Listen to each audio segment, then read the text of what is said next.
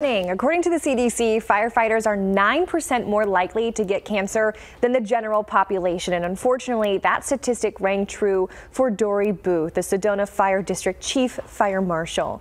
But before, she was a fire inspector with Phoenix Fire, and she was also a combat veteran for the U.S. Army in Afghanistan. Now, all three of her positions repeatedly have exposed her to dangerous chemicals. Her cancer team believes that is the cause of the aggressive 6-centimeter lump she discovered last year.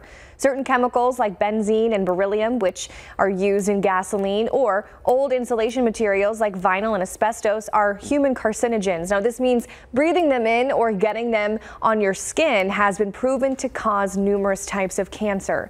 Dory's work, both as a fire marshal and a veteran, repeatedly exposed her to these types of chemicals.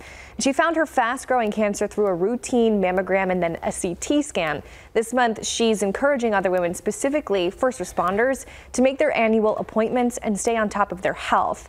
Though Dory's battle has been anything but easy, she says she still loves her job and serving others in the community. Be an advocate for yourself. Insurance companies are insurance companies. They've got a business to run as well, but finding doctors that will advocate and push forward the code so insurance will cover, both types of testing. Don't settle for just one. Booth is also encouraging women to opt for dual screening. Her mammogram showed relatively normal tissue. It was only the CT scan that actually confirmed and caught her cancer. She hopes her story will inspire other women to take action this month and take charge of their health. Guys.